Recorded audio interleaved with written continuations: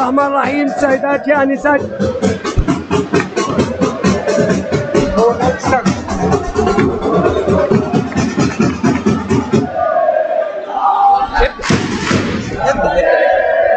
بسم الله الرحمن الرحيم. سادتي انساتي سادتي اعزائي مشاهدي كرة اليد، مشاهدي القوة والسرعة والإثارة، ولقاء نادي الزمالك ونادي البنك الأهلي اللي بيتلعب في دوري المحترفين النهارده، وثواني وهتنطلق إشارة بدء المباراة.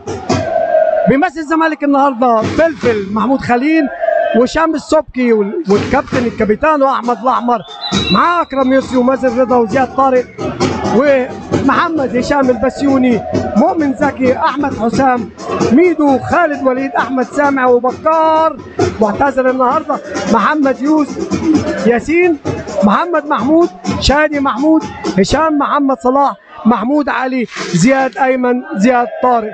الجهاز الفني والاداري المسجل فقط هو احمد رمضان هتلر، ومعه المدرب ايهاب محسن.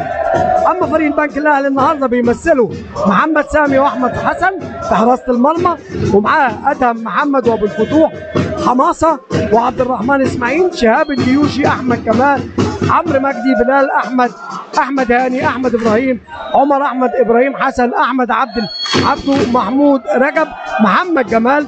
والجهاز الفني والاداري بقياده عمرو جيوش وعمرو اوزي، ومع محمد شاوي الاداري ومصطفى صلاح. اما حكام اللقاء النهارده حكام الدرجه الاولى من شبين الكوم محمود لطفي. هل ده قانونا مسموح؟ طبعا مسموح، كان زمان مفيش، لكن بشرط ان لازم الحكم يوافق على تغيير الكرة. اتلعبت الرمية الجانبية توصل لفايفوت نادي البنك رقم 17 عمر، اللي بيحاول يعدي لف بوسط ورجع تاني لحماصة اللي بينزل على الدايرة، لكن مش منضبطة، تطلع على طول فلفل يسيطر على الكرة ويطلعها البسيوني. بسيوني في الوسط بيحاول يعدي، بينزل على الدايره، لكن هنا فعلا في مسك من فانيلا لخالد وليد. لعب فاول خالد، لعب الفاول خالد، توصل لبسيوني لهشام، هشام في الباك الشمال. انا شايف رقم 18 احمد حسام مع الكرة والهشام، هل هيعدي؟ ويا سلام يا بسيوني، شاط لكن اسامي محمد سامي بيطلع الكرة. سادت 4 كور لغايه دلوقتي في الخمس دقايق دي، وهنا في فاول عكسي على عمر مجدي.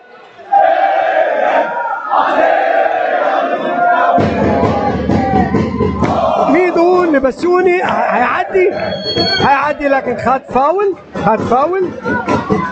ما بين حماصه ورقم 94 محمود رجب. خالد لبسيوني لميدو في جناح اليمين، ميدو لهشام، لميدو مره ثانيه بيحاول يعدي لكن اتمسك وخد رميه حره. لطفي بيقول له العب، حكم اللقاء العب الكره من مكانها، وراحت. يا سلام عليك يا واسيوني، عمل خداع وراح عمل باص للجناح اليمين مؤمن زكي، دخل مؤمن حطها بمنتهى الجمال والروعه عشان يجيب الهدف الثاني وهدف التعادل لنادي الزمالك. فاول خدوا حماصه، بيلعب حماصه ل 17 عمر مجدي. حماصه مره ثانيه بهدوء وبطء، وتسديده. يا سلام، عمر مجدي بيحط الكرة على شمال فلفل، بتيجي في القائم وتخش المرمى، مسجله الهدف الثالث لنادي البنك الاهلي. زقه خفيفه لاحمد حسام ميدو، وقع على قصرها. الكره طلعت اوت، لكن الحكم رجع القرار الى اصل الحدث الاول، وبيقول لي طبعا لخالد تعالى العب الفاول من مطرحه. احمد هشام، انا شايف احمد هيقدر النهارده دافع في مركز البايفوت، بيبدل بيعمل تبديل هو وبسيوني لهشام. وقعت من ايد هشام، وسريعه جدا على الدايره، وسلام يا سلام يا سلام. احمد كمال بيسجل الهدف الرابع لنادي البنك الاهلي. 2 الزمالك 4 البنك الاهلي، وبنلعب في بدايه الدقيقه 8.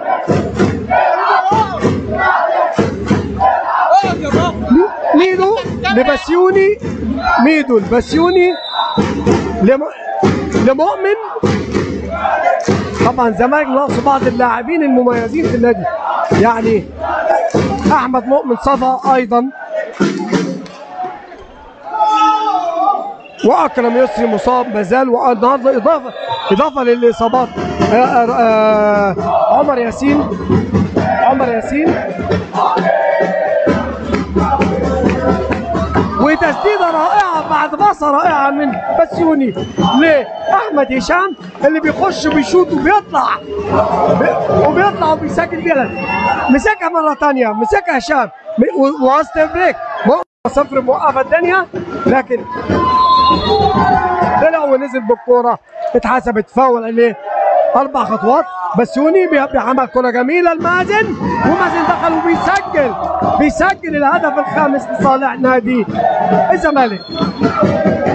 استغل بسرعه بسيوني الكره اللي اخطا فيها حماسه، خطفها بسرعه وطلعها لمازن اللي جاي من الخلف للامام بيسجل بها مازن الهدف الخامس، وهدف التقدم الاول لنادي الزمالك. 5-4.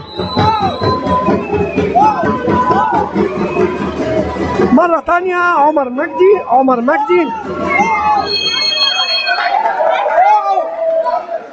مجدي. الجمهور بيتدخل في بعض، هو مش بيتدخل، بيشجع، فبيقف، فبيغطي على الكاميرا. فعذرا اعزائي المشاهدين.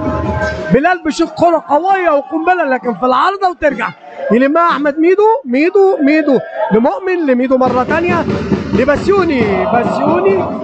بسيوني بيراجع لميدو لهشام. يا سلام يا هشام.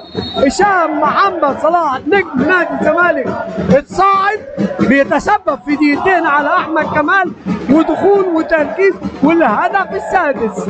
اذا 6 الزمالك 4 البنك الاهلي، ودقيقتين على رقم 17، دقيقتين على لاعب نادي البنك الاهلي.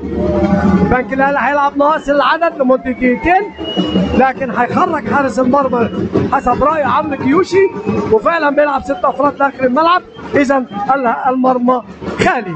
وسط الملعب عمر مجدي، على يمينه الحماسه، وعلى شماله الرقم 28 احمد هاني، وتنزيل على الدايره لاحمد هاني. يا سلام، يا سلام عليك يا بلال بيعمل كوره، بيعمل فولو جيد، كوره جت في العارضه ورجعت وبياخدها وبيحطها من فوق فلفل الهدف الخامس. طبعا بلال، مين بلال دوت؟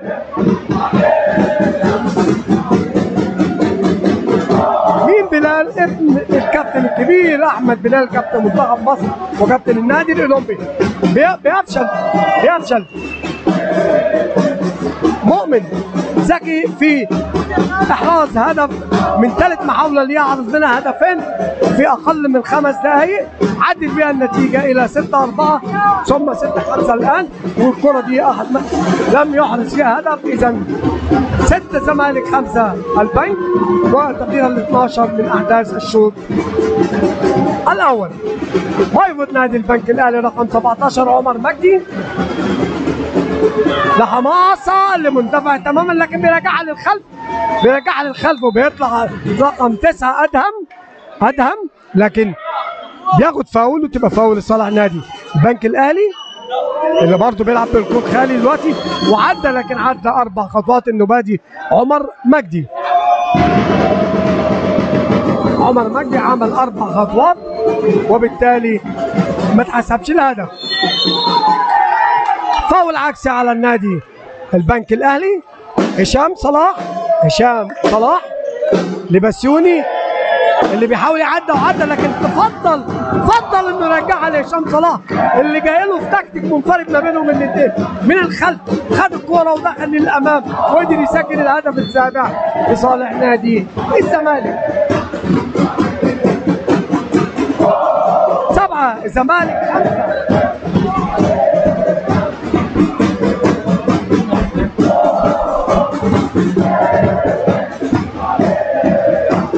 7 الزمالك 5 البنك الاهلي، وبنلعب في الدقيقه 13 من احداث الشوط الاول. فاول لصالح نادي البنك الاهلي.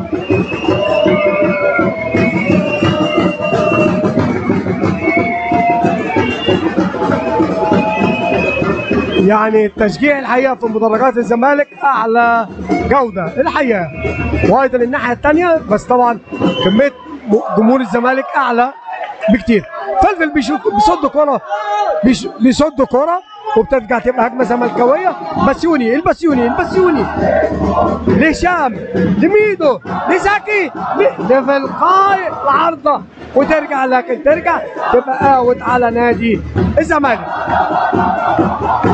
اوت لنادي الزمالك. هيلعبوا حارس المرمى محمد سامي اللي كان متألق في ال6 دقايق الاولى تماما، صد اكتر من 6 تسديدات، صد منهم 5. بس للاسف المكان مخليني قاعد مش عارف اعمل احصائيات جيده، لكن بقدر الامكان. تنزيله على الدايره، لكن شاهد اللي دفع بيه دلوقتي احمد اطلال بيطلعها المؤمن لمازن اللي لوحده ودخل وشاط وسجل هدف رائع عمله شادي ومازن ومؤمن ومازن في اخر اللعب، خلى الجمهور اللي بره بيتنطط.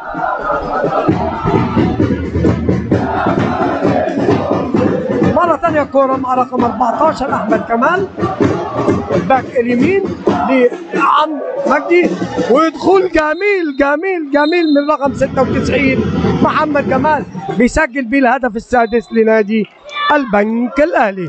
8 الزمالك 6 البنك الأهلي. نص الوقت فاضل عليه 10 ثواني عشان تكتمل الدقيقة 15. طبعا الاتحاد اصدر قرار ان مفيش حد يقعد في المنطقه الاماميه اللي هي تحت المدرج اللي فيه المقصوره، او مش في نادي الزمالك، في جميع الانديه. الامن هنا الحقيقه بيحافظ على هذا الكلام تماما. بسيوني بياخدوا الكوره مره ثاني.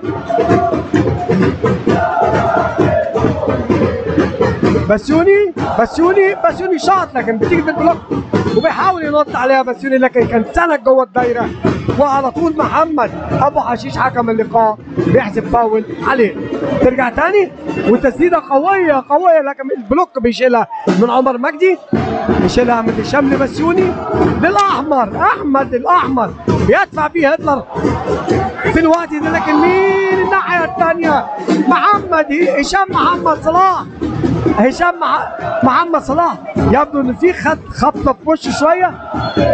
ان شاء الله خير نجم يا ولد وبيستحمل وهترجع الملعب تاني. 9 الزمالك 6 البنك الاهلي، وبنلعب في الدقيقه 17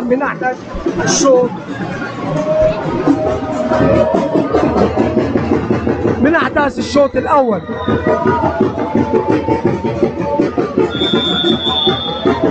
طلب عمرو جيوشي تايم اوت للبنك الاهلي في الدقيقه 17. وده اول تايم اوت بيطلبه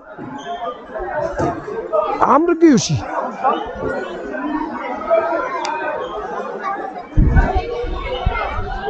وكمان النهارده بيراقب المباراه مع كابتن علاء يوسف عن لجنه الحكام، رئيس اللجنه الجديد اللي بنبارك له وبنقول له شد حيلك يا كابتن مصطفى معاملي، حكمنا الدولي الكبير اللي اعتزل ومسك اللجنه هذا العام، الف مبروك ليه. وتعليمات طبعا للحكام عشان يفضلوا ماشيين على المستوى العالي جدا اللي ماشيين بيه محمود لطفي ومحمد ابو حشيش. اللي محمد لطفي بدوي مدرس اول تربيه رياضيه ومواليد 82 ودرجه اولى، اما محمد مهدي ابو حشيش برضه درجه اولى بيشتغل في الموارد البشريه في حديد عز مواليد 84، وحكام على مستوى عالي، حكموا نهائي كاس مصر العام الماضي ونهائي الدوري الممتاز العام الماضي. يعني حكام ما لهمش اي توجيهات او اشارات. خلص الوقت المستقطع لصالح نادي البنك الاهلي، ورجعت الكوره مع 96 محمد جمال الباك اليمين، وبيعمل تبادل مع محمود رجب، وتسديده على الدايره، تسديده على الدايره لرقم 28 احمد هاني لاعب الدايره، بيسجل فيها هدف رائع الحقيقه، ومعها ايضا دقيقتين للاعب نادي الزمالك مازن رقم 7 زياد طارق عفوا. وبيخرج فلفل كالمعتاد مع الهجمات، بيخرج حارس المرمى في حاله طرد لاعب، مستحدثه ايضا من ضمن الحاجات اللي استحدثها الاتحاد الدولي بقياده الدكتور حسن مصطفى في الاونه الاخيره، 3 سنين تقريبا من ايام كاس العالم 21. محمد ياسين بيحاول يعدي لكن بيوقفوا دفاع نادي البنك الاهلي. محمد ياسين مره ثانيه وتسديده بس باينه قوي، وهدف هدف هدف هدف هدف لصالح البنك، هيعدل بيه النتيجه 9 الزمالك 8 البنك الاهلي، لان طبعا هو شاطر محمد سامي في الهدف في المرمى الخالي. هتلر طبعا بيعاتب محمد ياسين، كان لازم ما تشوتش في نص الجون، لان طبعا نص الجون دي معناها جون فيك على طول مباشره، وانت تعلم تماما ان الهدف ما فيهوش حارس المرمى، فلفل قاعد بره. احمد الاحمر لياسين، لاحمد الاحمر مره ثانيه لياسين، بيحاول يعدي لكن تروح لاحمد سامح من ضمن الناس اللي ايضا في نادي الزمالك، لخالد لاحمد سامح لخالد، على بتتاخد منه وبيشوط وهدف، بيشوط طبعا من 13-14 متر في المرمى الخالي. اذا هدفين في اقل من دقيقه لصالح نادي البنك الاهلي، يعدل النتيجه اذا الى 9 نادي الزمالك 9 البنك الاهلي، بعد ما كان متقدم نادي الزمالك بفارق هدفين.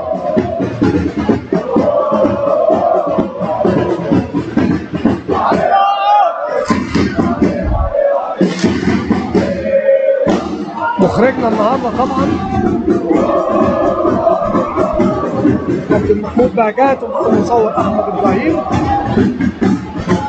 بيبذلوا مجهود كبير قوي عشان الناس المتفرجين بيقوموا بيقعدوا فبيحجبوا الشاشه، لكن بنشكر كابتن محمود بهجات،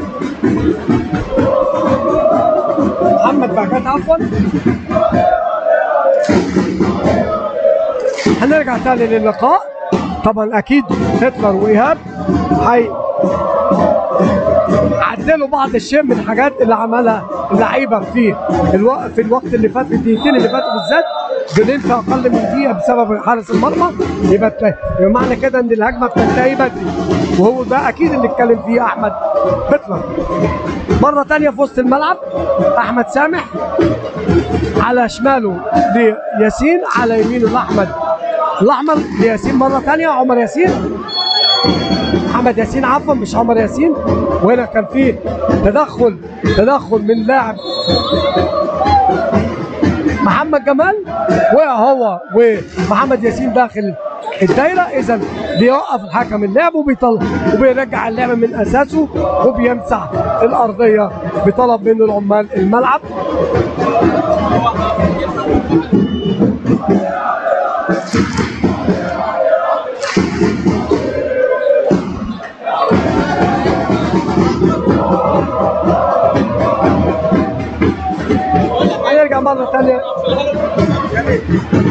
هنرجع مرة ثانية شادي لأحمد سامح، شادي لأحمد سامح وفاول صالح لازم شادي. ياسين بيلعب بايفوت وسط الملعب، مازن اللي راح ناحية اليمين بيتحرك طبعا في كل حته. عايز ليش شادي وبنالتي، شادي ومعاه دقيقتين على رقم 96 محمد جمال. اذا شادي بتحركه السليم المدروس الواعي بيتحرك وبياخد تنسيطه جميله على الدايره بالقطه وبيخش وهو بيشوف بيتزق بيتحسب له رميه جزائيه. اذا رميه جزائيه لصالح نادي الزمالك في الدقيقه 20 من احداث الشوط الاول.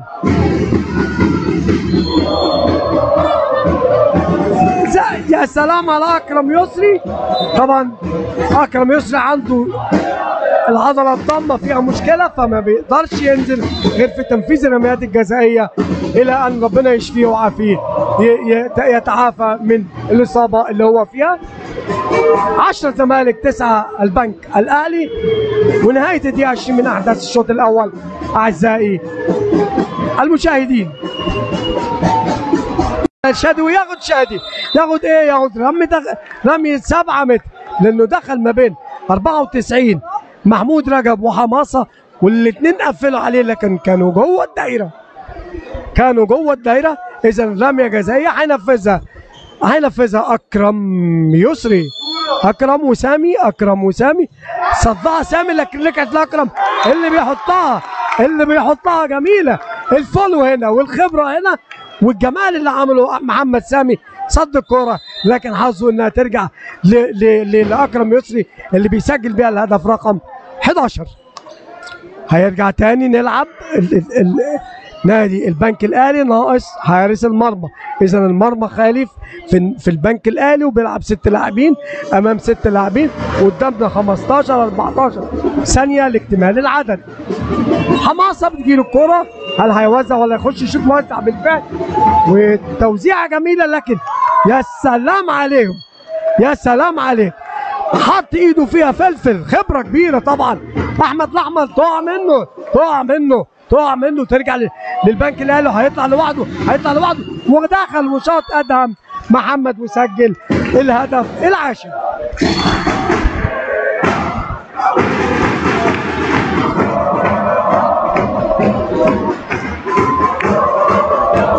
سجل الهدف العاشر لنادي البنك الاهلي.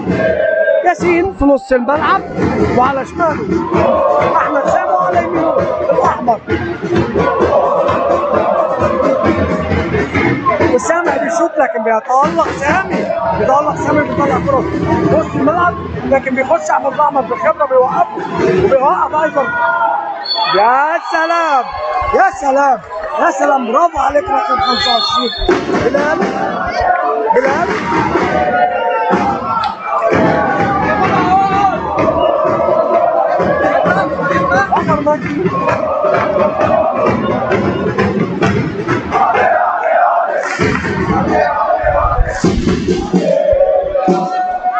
سامح لعمر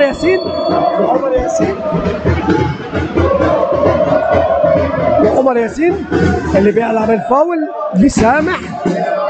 الاحمد الاحمر بيعمل الفنت بتاعه المعتاد، وهل هيعدي؟ مسكه رقم 9 ادهم محمد، خد فاول طبعا. شادي احمد الاحمر اتقطع منه، بتطلع تبقى هجمه مرتده وبيشيل.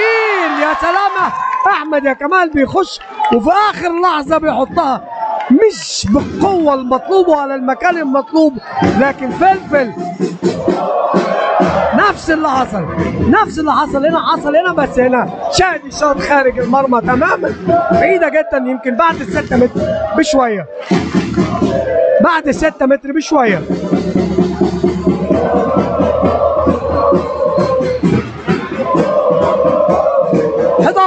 حداشر مباراة رائعة الحقيقة من جانب الفريقين. نزل رقم 17 عمر مجدي على يمينه لمحمد جمال مرة ثانية توزيع يمين وشمال، توصل لعمر مجدي بينزلها على الدايرة، ما قدرش ياخدها، نزلت على رجليه، اتحسبت فاول، تطلع على طول لأحمد سامح، لأحمد الأحمر لأحمد سامح لياسين، رجع في كلامه أحمد سامح بيحاول ينزلها على الدايرة، لكن خالد ممسوك اتحسب وخد فاول.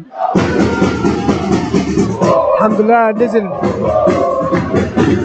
هشام صلاح بعد ما اتعالج بره، كان خد خبطه من حوالي 7 أو 8 دقايق ابتعد فيها عن الملعب، رجع تاني في الباك الشمال مع احمد سامح في النص والاحمر على يمينه، وسط الاحمر لهشام وتسديده، يا سلام يا هشام، يا سلام يا هشام، تمريره رائعه وتسديده رائعه من هشام صلاح بيسجل بيها الهدف ال 12، هدف التقدم مره ثانيه لنادي الزمالك في دقيقه 25 من الشوط الاول. 12-11 ينزل احمد هاني على الدايره، والمايسترو او البايفوت بتاع نادي البنك الاهلي، يا سلام عملها حلوه، لكن محمد لطفي ليه راي ثاني، قال ان في زقه معاه وهو بيطلع الكوره اللي فعلا قطعها دفاع نادي الزمالك. لعب الفاول، توصل مره ثانيه لعمر مجدي لمحمد جمال وتسديده، لكن فلفل حاول يطلعها طبعا مزنق عليه تماما، لكن سامح بيشوط شوطه قويه، بس عنوانها محمد سامي الحقيقه المتالق جدا في الشوط الاول، حارس مرمى نادي البنك الاهلي على فكره في البطوله العربيه طالع الثالث بعد مجهود كبير عمله واحراز اول ميداليه له في تاريخه تقريبا. عمر مجدي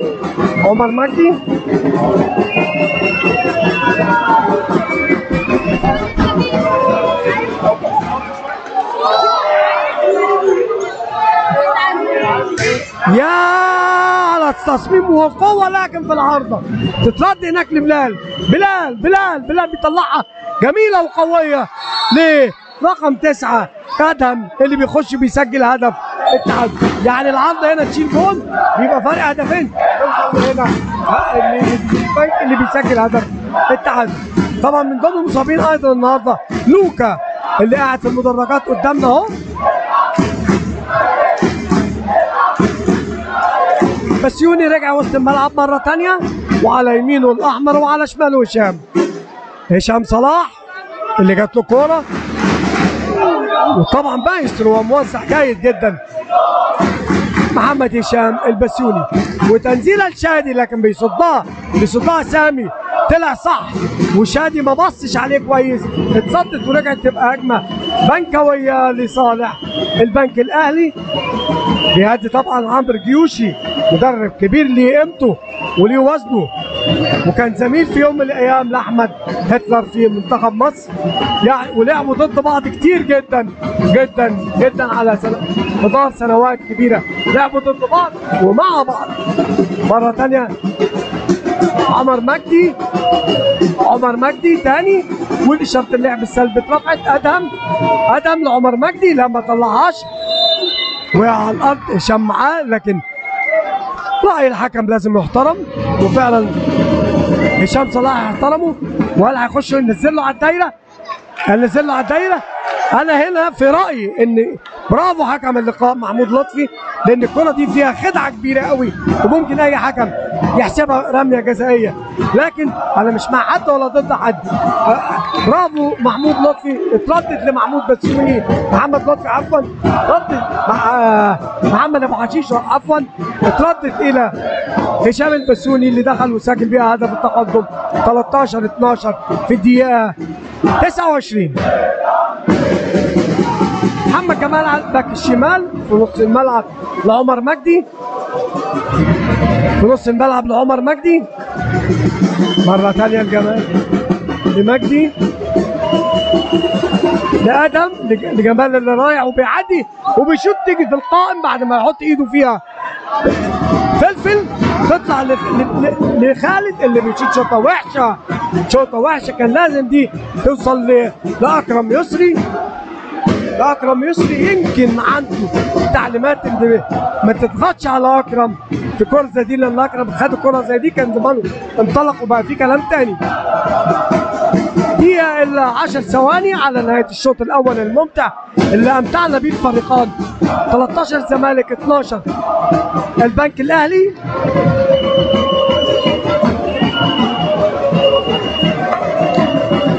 احمد هاني في وسط الملعب بيعادي لكن طلع بعيد عن محمد جمال.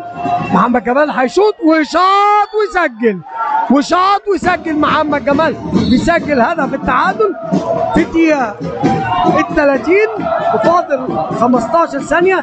بسيوني هيعمل ايه؟ بيحاول يعمل فنت طلعها الاحمر لكن ما مسكهاش الاحمر وترتد تبقى رمية حرة. بلال هيعدي، احمد الاحمر عمل معاه فاول وخد ايقاف طبعا لانه حط ايده معاه في بطريقه شديده شويه، واتحسب رميه جزائيه لصالح نادي. لا حسبها هدف. محمد ابو حشيش عمل اطاعه الفرصه وحسبها هدف، طالما اللعيب ما دخلش المرمى منطقه المرمى اذا هدف. هلا 4 ثواني والنتيجه 13 الزمالك 14 البنك الاهلي. وشادي لهشام، فاول لصالح هشام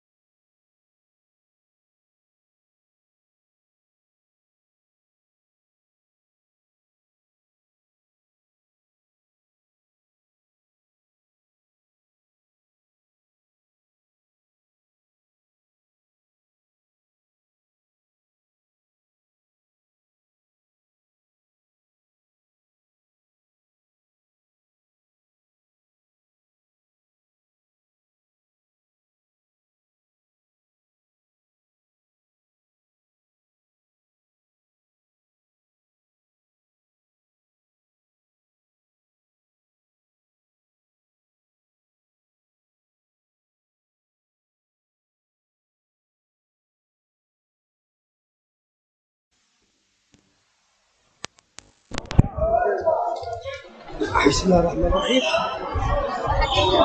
بسم الله الرحمن الرحيم. مرة أخرى أعزائي مشاهدي قناة الاتحاد المصري لكرة اليد دوري المحترفين، والمرحلة الأولى ومباراة الزمالك والبنك الأهلي اللي انتهى شوطها الأول بنتيجة 13 الزمالك 14 البنك الأهلي. الكرة دلوقتي مع البنك الأهلي.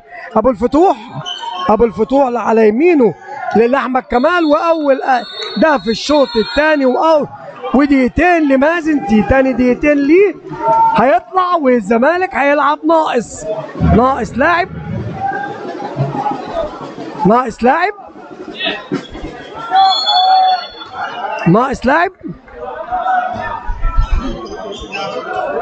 والنتيجة أصبحت 13 الزمالك 15 البنك الأهلي.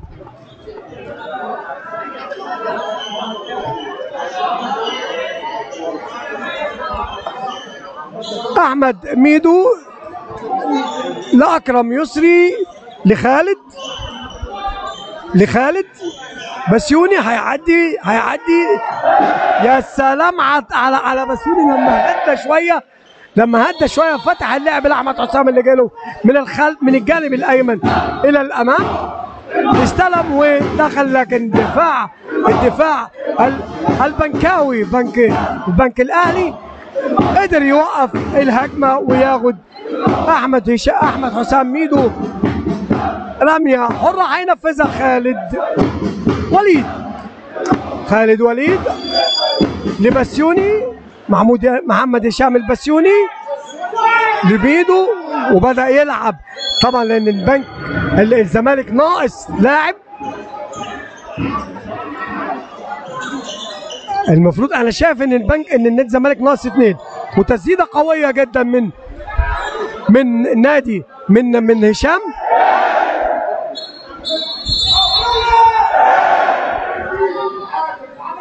طبعا بيصدها محمد سامي الحارس اللي تألق في الشوط الأول الحقيقة. بسيوني بيلعب الرمية الجانبية هشام لميدو. طبعا الزمالك بيحاول يبطئ لعبه شوية على أساس إنه يمتص الدقيقة اللي فاضلة.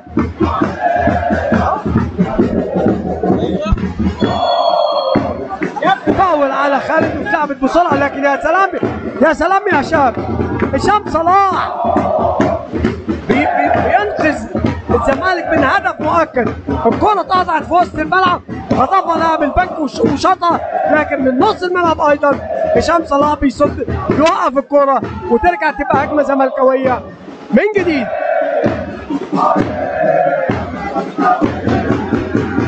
احمد الاحمر رجع الملعب كده، الزمالك كمل، لسه فاضل 9 ثواني.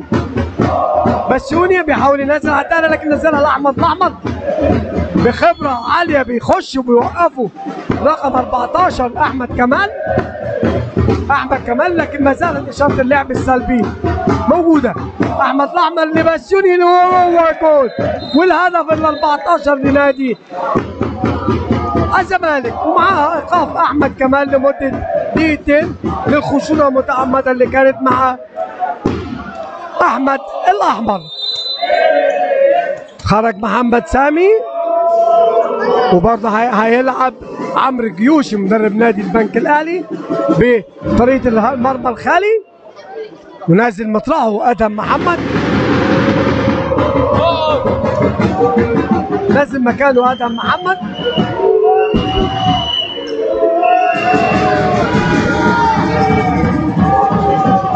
عمرو مجدي لحماصه لتاني ادهم لادم رجع في كلامه ووقف على مع مربكه بسيطه مع خالد، لكن بيقدر ياخد فاول او رميه حره لصالح نادي الزمالك. بسيوني لهشام لمازن لرضا زياد طارق هشام اللي رجع بيلعب في نص الملعب ما بين احمد الاحمر وهشام البسيوني. هشام هيحاول يعدي طلعها تاني هشام صلاح للاحمر، وشرط اللعب السلبي طلعت، وهشام صلاح طالع، لكن بياخد فاول. هنشوف هنا الحكام حسبوا كم تمريره، كم تمريره. هيلعب شادي للاحمر اللي بيحاول يعدي وطلع لهشام اللي بيشوف بتيجي في البلوك. احمد الاحمر بيقول لهشام كان لازم الكره دي تنزل على الدايره، وطبعا عنده حق، لعيب كبير وهشام ما زال. وادي هشام بيشوط، بقول له يا كابتني انا هسمع كلامك، وشاط مباشره على المرمى وسجل هدف التعادل في الدقيقه 16. اذا الزمالك 16 والبنك الاهلي 16 والدقيقه السادسه انتهت. بنلعب في الدقيقه 7 من احداث الشوط الثاني.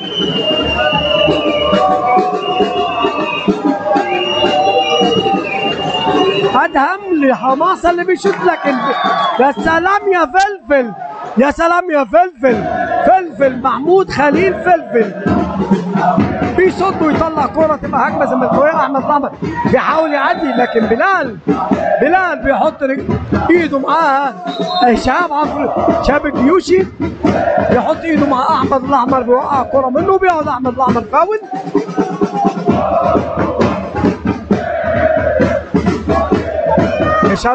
هشام صلاح وبسيوني هل هيشوط؟ شاط وبالفعل بينجح فيه صدها محمد سامي نجم المباراة بلا منازع. حراس المرمى النهارده اولا محمود سامي، ثانيا محمود خليل فلفل. الحماسة هيشوط ولا ينزل الكرة بصاب العرض، لكن فلفل زي ما سامي تألق، فلفل بيتألق وبيصد كورة ادهم اللي انفرد بيه تماما.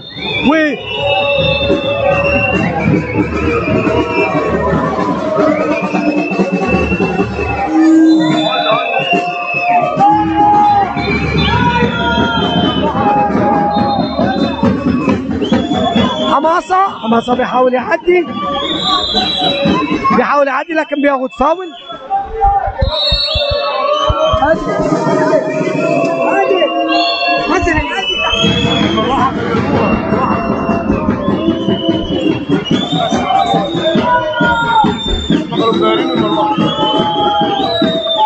يا سلام عليك يا عمر يا مجدي. عمر مجدي بيسجل هدف من الثبات من تحت ما يشوفهاش اي حارس مرمى، حتى فلفل على الدايره لشادي، وتاني كره شادي يشوطها في المباراه دي بالطريقه دي، لكن النبايه دي اوطى شويه من المره الاولى. ما زالت النتيجه 16 زمالك 17 البنك. وعمر مجدي بيحاول يعدي لكن بياخد فاول مع هشام صلاح.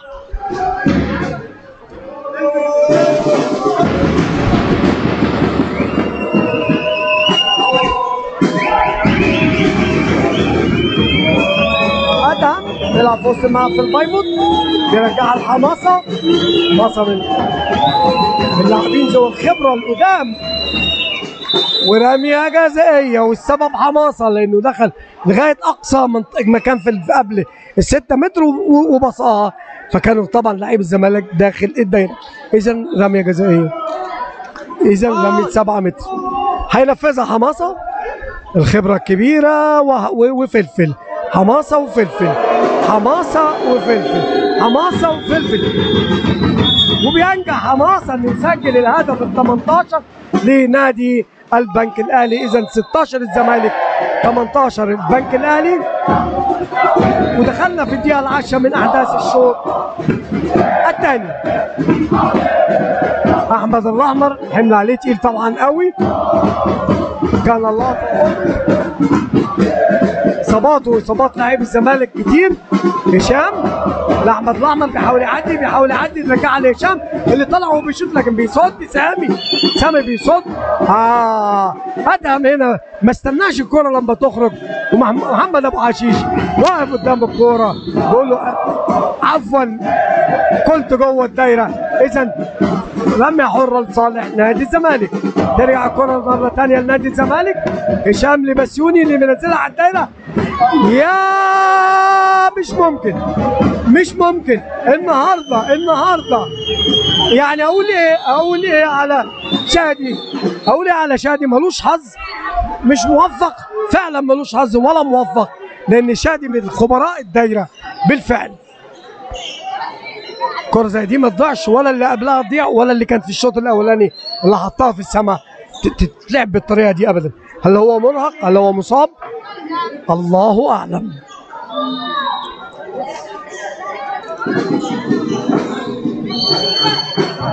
لعبة فاول احمد هاني لادم اللي مسك وسط الملعب دلوقتي بدل عمر مجدي. الجيوشي لادهم على هيصوب، رجع الحماسه وحماسه بيشوط، لكن فلفل صاحي، فلفل صاحي بيطلع في وسط بريك، لكن اتاخر مازن او زياد طارق اتاخر بالفعل، عشان كده وقفت الهجمه. بسيوني هنا في لعبه خشنه احتمال يبقى فيها قرار نوعا ما. هنشوف الحكمين محمود لطفي ومحمد ابو حشيش هيقولوا ايه، وهقول رايي في الكره دي هنشوفها. اداله دقيقتين لان هو حط ايده مع ايده وهو بيشوط، لكن ما كملش، يعني ما شدش ايده وجابه للخلف، ما جابوش الخلف زي ما محمود لطفي بيشاور، وهو كان الاقرب. كده كارت احمر لانه لا، محمود لطفي شاور لزميله بيقول له انه شده للخلف، اذا التسديد والشد للخلف عقابا احمد كمال ياخذ الكارت الاحمر في دقيقه 11 في الشوط الاول.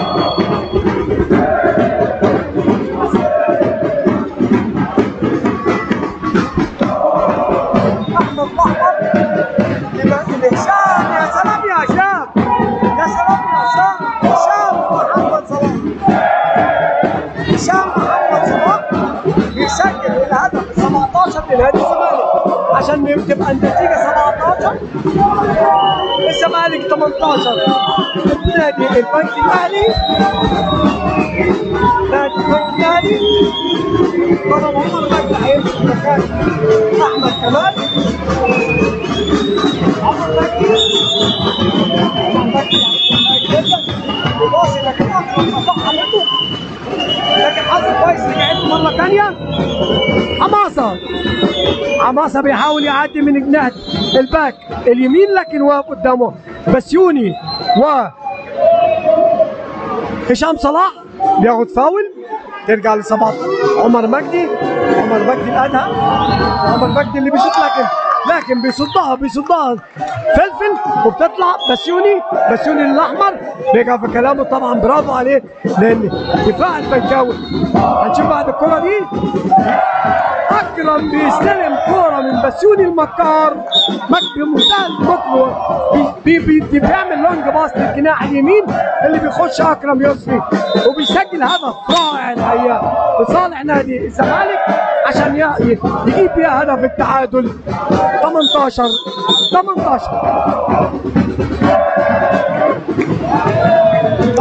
الزمالك 18 البنك الاهلي.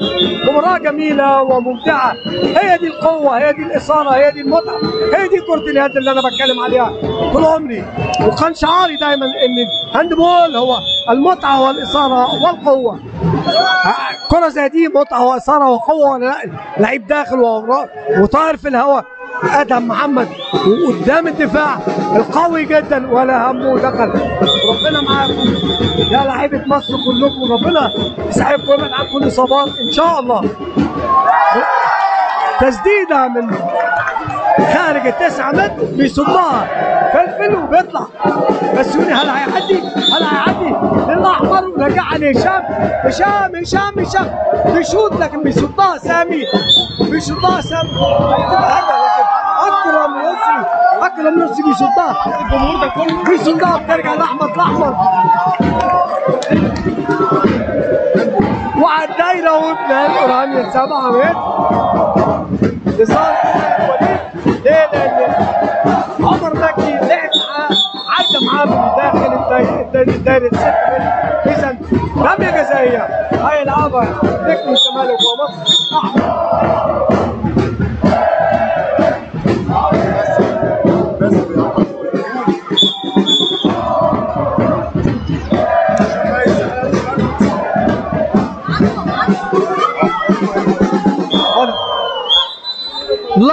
الاحمر واحمد حسن. احمد واحمد حسن نوع النباتي. الاحمر بدل ما كان بيشوط في الزاويه العليا اليمين شاط في الزاويه اليسرى الشمال ارضي تحت حارس المرمى. واللي يتقدم الزمالك 19 والبنك 18 والدقيقه الرابعه عشره من الشوط الثاني. رجع الملعب مره ثانيه تحت هلال احمد وسط الملعب مجدي عمر مجدي. حماسه طلع بيريح اكيد. مجدي بيحاول يعدي وشاط يا سلام، لكن حظه ان اتحسبت فاول لصالحه برضه، لكن طبعا الجون كان اهم.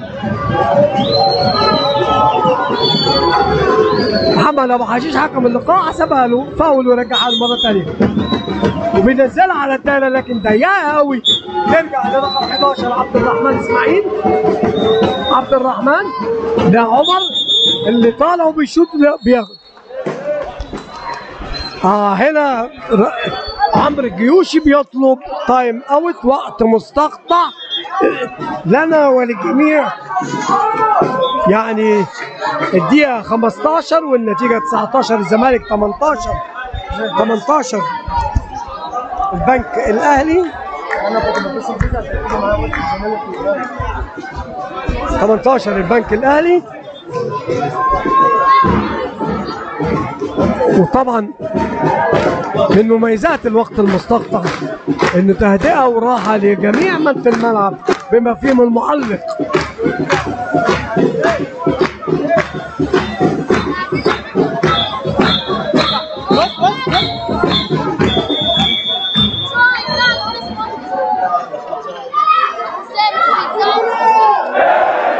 هنرجع مرة ثانية أعزائي مشاهدي قناة الاتحاد المصري لكرة اليد. ولم يحر لصالح فريق البنك الأهلي بعد ما اتعمل تايم اوت وقت مستقطع خدوا كابتن عمرو الجيوشي لصالح البنك.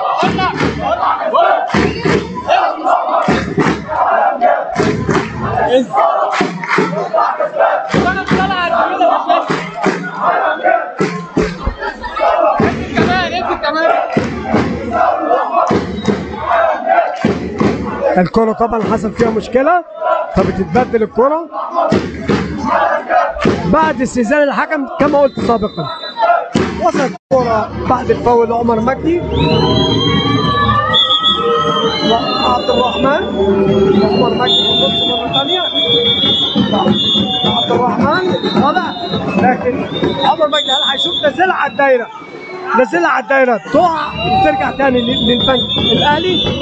عمر لعيب مكافح هاي رغم انه قصير نوعا ما بالنسبة للاعب الفريقين الزمالك ونادي البنك الأهلي، لكن ممتاز عمر مجدي. تنزيل على الدايرة لكن كان داخل الدايرة رقم 28 أحمد هاني. أكرم يسري لأحمد الأحمر. بسيوني لهشام اللي رجعت ليسري. أكرم يسري بيشوط وبيسجل الهدف ال20 لصالح نادي الزمالك. طبعا أنا شايف الحكم بيتابع الكرة بمنتهى القوة. محمود لطفي حكم المرمى في هذا الوقت قدر يعمل إتاحة فرصة جميلة أحرز منها الزمالك الهدف رقم 20 في الدقيقة 17.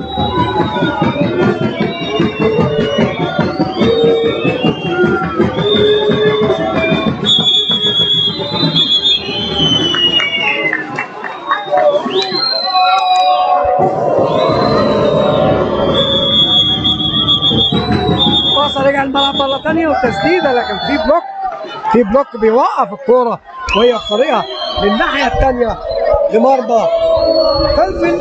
ولو كانت عدت اعتقد كانت بقت هدف من الاهداف الرائعة في هذه المباراة.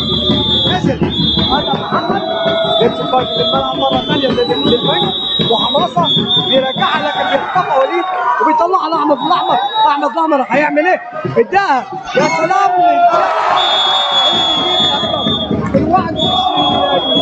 الزمالك.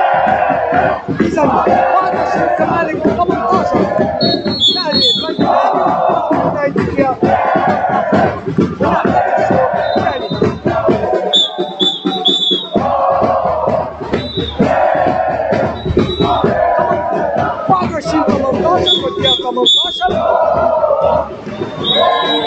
هل هيبقى فيه هجوم نسبي البنك الاهلي ولا تسديده؟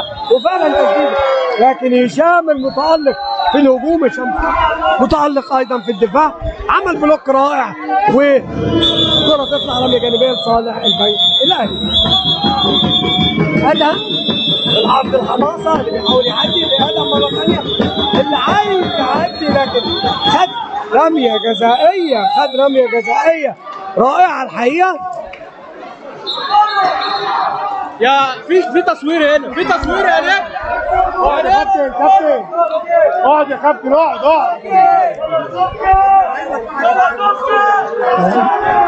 اوكي. رمية جزائية لصالح البنك الاهلي، وشاطها حماصة الخبرة ضد هشام باسم الصبحي. حماصة والصبحي حطها حماصة، طبعا الخبرة العالية. حماصة بيسجل الهدف رقم 19 للنادي البنكاوي، النادي البنك الاهلي. 21 الزمالك 19 البنك الاهلي، وبنلعب في الدقيقة 19. الأحمر زياد طارق لبسيوني لهشام اللي انتقل في النص. إذا في لعبة هتتعمل بعد هشام وبسيوني ووليد. تنزيل على الدايرة زي ما قلت لحضرتك، في لعبة هتتعمل اتعملت بالفعل، وبسيوني اللي متألق النهارده في الهجوم الشديد اللي بس كورة كتيرة، قدر ينزل كورة لخالد وليد اللي بيسجل بيها الهدف رقم 22 لنادي الزمالك.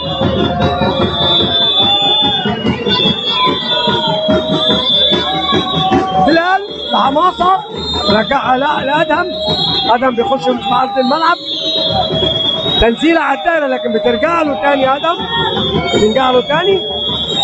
نزل احمد حسام في الدفاع مره ثانيه، وحماصه بيحاول يعدي لكن كان في صفاره من قبل ما يخش وقبل ما يشوط. رجعها طبعا محمد ابو حشيش حكم اللقاء. رائد الحكام النهارده عاملين مباراه جيده جدا، بل ممتازه الحقيقه، حلوه جميله جدا من عبد الرحمن اسماعيل. عدى من وسط الدفاع وقدر يسجل الهدف رقم 20 للنادي البنكاوي، نادي البنك الاهلي.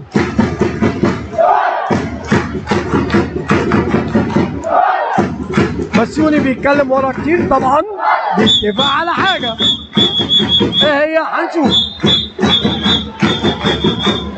بدا هشام صلاح بيجي له في النص، وعلى يمينه لاحمد الاحمر لبسيوني. هيعمل ايه بسيوني؟ لاحمد الاحمر ما استلمهاش، اترفعت شوط اللعب السلبي، وقعت مره ثانيه من احمد. يا سلام بشوطه لكن خارج المرمى. محمد سامع على طول بيطلع الكوره لادهم لحماصه اللي داخل وبيشوط. يا سلام يا ولد، بقول لحضراتكم لعيب كبير قدر يعملها بنطه على شمال. فلفل بيسجل بيها الهدف ال21 لنادي البنك الاهلي. اذا زمالك 22 البنك الاهلي 21 والدقيقه 21 ايضا. بسيوني خالد لهشام، احمد الاحمر بيحاول يعدي لكن بيتزق زقه خفيفه طبعا، من الزقات المسموحه في كره اليد، عشان ما حدش يفتكر ان ابوه بيتزق يعني عشان ياخد دقيقتين. لا، دفاع مظبوط جدا. احمد الاحمر مره ثانيه عدى، والقائم النبادي شال الكوره. احمد الاحمر بيحاول يحط هدف، لكن احمد هتلر بيقول له استنى شويه يا احمد. عمل تايم اوت، وبكده نقدر نقول ان احنا دقيقه هنرتاح الفرقتين وياخدوا تعليمات وياخدوا كل اللي ياخدوه، وايضا علاء يوسف بيدي تعليماته هو والكابتن مصطفى المعاملي لحكامهم محمود لطفي ومحمد ابو حشيش. اتمنى طبعا ان حكام الترابيزه يتعلموا حاجات كتير بقى من اللقاءات الكبيره قوي دي والحكام الكبار دول.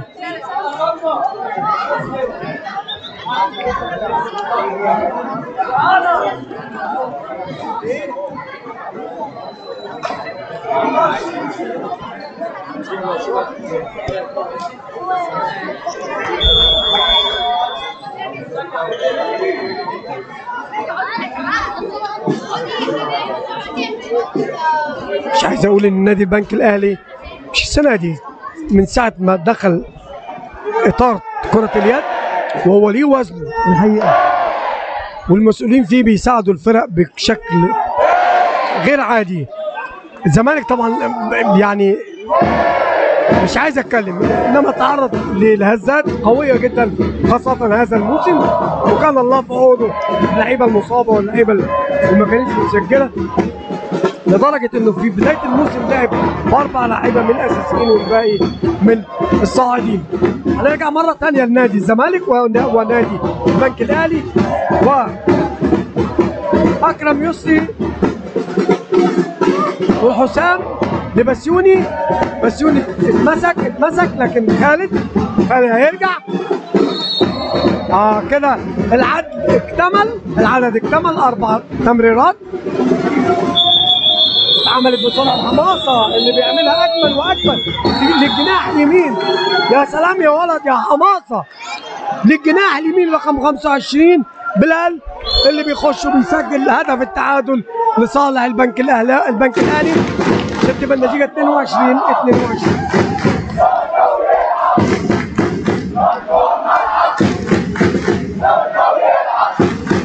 بسيوني هشام بيعدل نفسه وبيشوط، لكن بيصدها سامي وبتطلع لحماسه اللي بيرجع الكوره. ادها تحت فرصه نويت على رجليه، وبسيوني اللي رقم 7 زياد. يا مش ممكن على التسرع اللي في زياد النهارده هو النادي.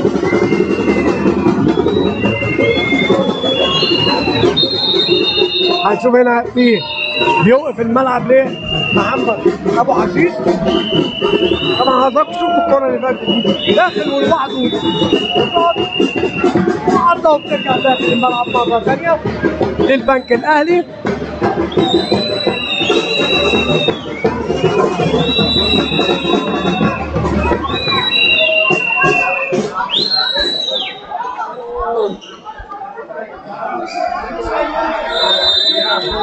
رجعنا المباراة مرة ثانية.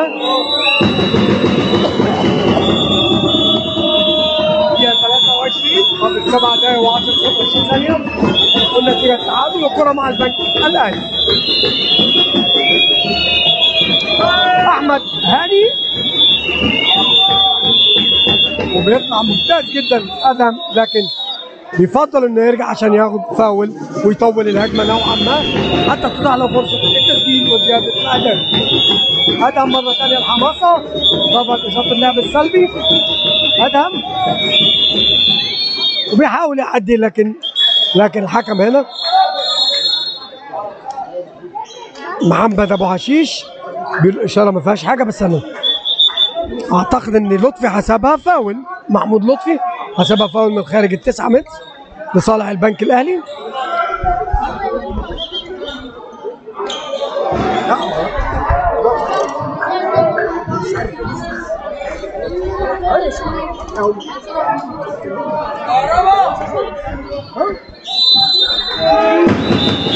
ادهم مره ثانيه هيعمل ايه؟ حماسه بيعمل كوره من العاب الهواء العاليه ولكن بلال ما يقدرش يجيبها. عبد الرحمن اسماعيل بسيوني لاحمد صلاح. يا سلام يا ولد يا سلام يا ولد، قدر رغم انه اتزقل وهو بيقع شاط وسجل هدف 23.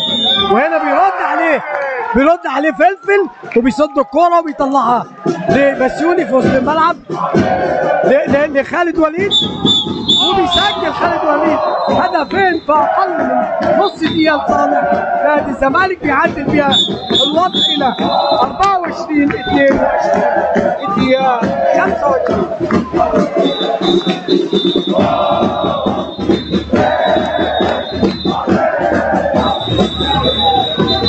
هنا مراقب المباراه شايف مراقب المباراه بينبه على اداريين نادي الزمالك بان الجمهور في واحد بيستعمل صفاره زي صفاره الحكام. طبعا ممنوعه اي صفاره توقف المباراه او تعمل اي تشغل اللاعبين، ممنوعه تماما. انتهى التنبيه ورجعت الكوره عمر مجدي ادهم، وعمر مجدي اللي بيحاول يعدي لكن طلعها لعمر ادهم. عمر ادهم عدى وسجل هدف التعادل، سجل هدف التعادل.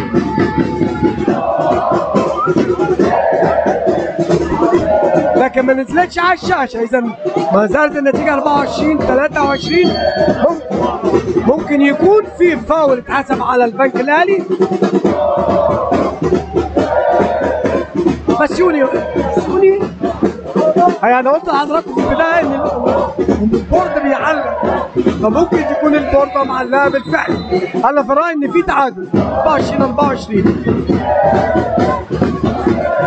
في تنبيه على خالد ورقم 94 محمود رجب.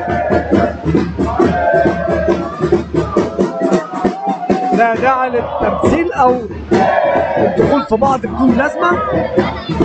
وفاول لصالح نادي الزمالك محمود رجب بالفعل.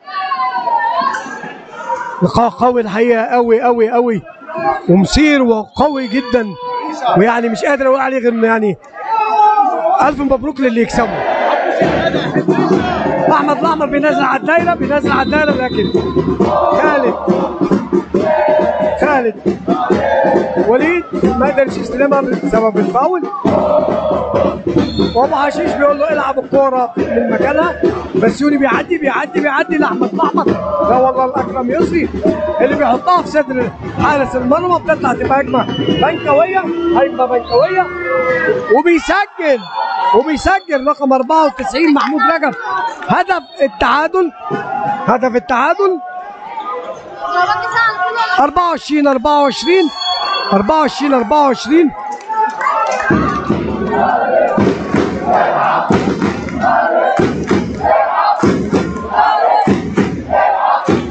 كده بدأنا دقيقة 27، يعني فاضل 4 دقايق بالتمام والكمال إلا 10 ثواني. وهنا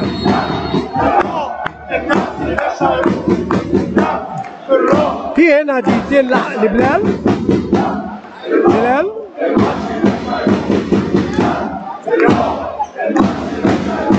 اعترض على حاجه مع الحكم ما قبلهاش، اداله دقيقتين ما لهاش لازمه على الاطلاق. المفروض في الوقت ده وقت الدقيقتينات تفرق،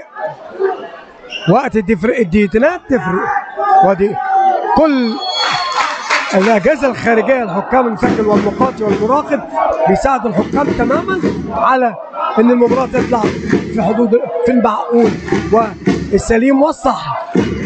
بسيوني ويا سلام، اخيرا ما زياد طارق بيسجل هدف صعب بعد ما ضيع هدفين ضعاف جدا الحقيقه.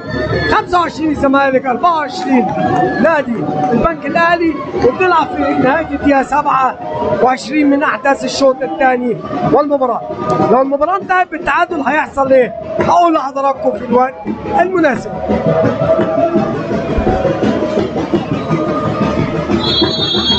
طبعا الكرة دي شايفين عمر مجدي بيعدي لكن عمل 4 خطوات وهو مزقوق فاتخد حقه ورجع للحدث الاول. برافو محمود لطفي حكم اللقاء. رجب مجدي عمر مجدي مره لقيتها ادم عمر مجدي مره ثانيه بيحاول يعدي لكن الدفاع الزملكاوي متماسك. وشرط اللعب السلبي طلعت، وهل هيشوط عدى ايوه، وخد رميه جزائيه على الزمالك. واحمد حسام يخاف لمده دقيقتين. كده الملعب هيلعب ناقص 40 ثانيه للبنك ودقيقتين لنادي الزمالك. هينفذ رامي عمر مجدي، عمر وفلفل عمر وفلفل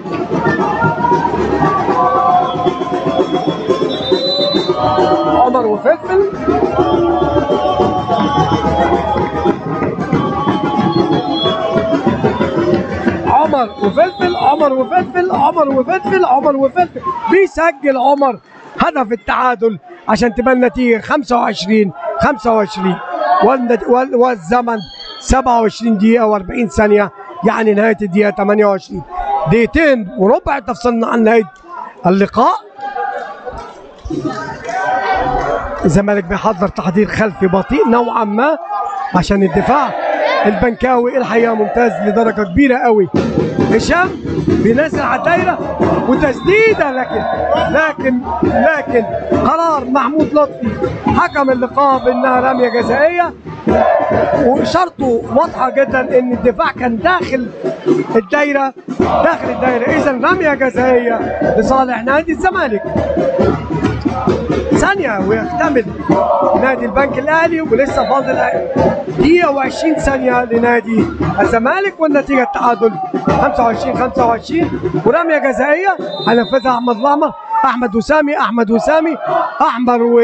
ويا سلام يا احمد، يا سلام يا احمد، بينوع في كل اهدافه في الرميات الجزائيه، تنويع رائع يخلي محمد سامي اللي عامل جيم رائع وهائل يا يروح فين، لكن في الاخر بينجح احمد الاحمر وبيسجل هدف رقم 26 لنادي الزمالك. حماسه اللي رجع الملعب تاني بيعمل باصه كويسه وبيسجل، بيعمل دخول في وسط الملعب بجول شادي، بيسجل هدف التعادل. دقيقه وربع تفصلنا عن نهايه المباراه،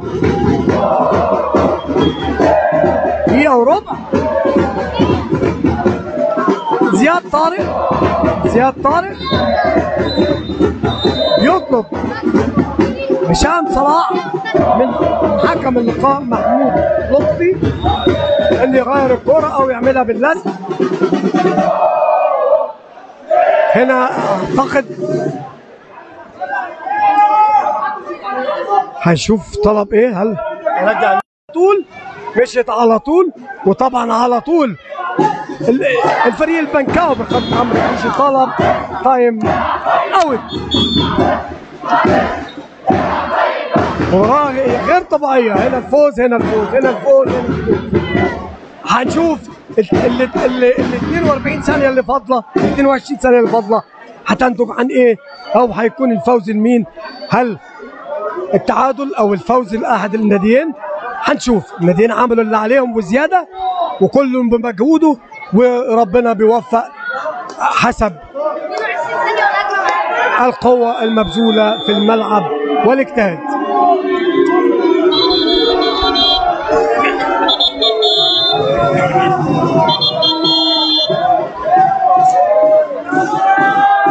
22 ثانية على نهاية اللقاء، وكرة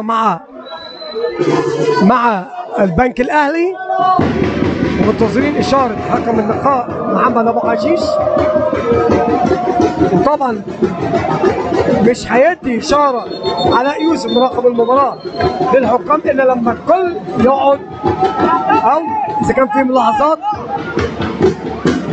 كان في ملاحظات لازم ينزلها.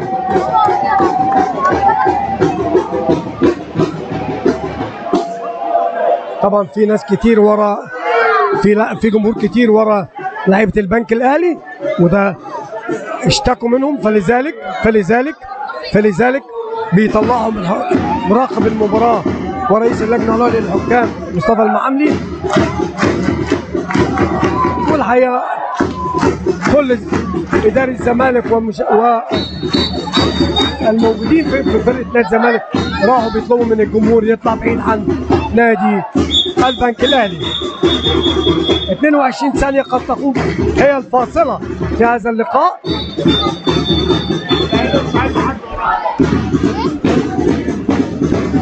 بالفعل كابتن منعم حراس المرمى والكابتن شريف العلاج الطبيعي والمدرب والكابتن والدكتور محمد وكل الناس ذهبوا الى المنطقه الاخرى لابعاد الناس، والاداري الجامد قوي مصطفى كله زي الكابتن حماد عبد الباري فعلا استطاعوا انه يسيطروا على المنطقه. وهنرجع للمباراه مره اخرى. هنرجع للمباراه مره اخرى. لحظات حاسمه وهنضطر للوقوف لان مش اصبحت فعلا مش شايف.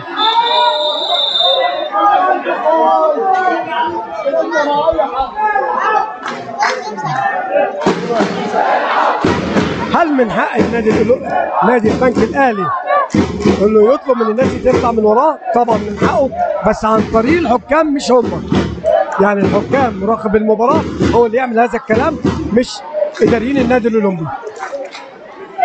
ادي امن الزمالك وصل ووقف في مكانه فعلا ورجع الناس لورا للاخر. لو سمحتوا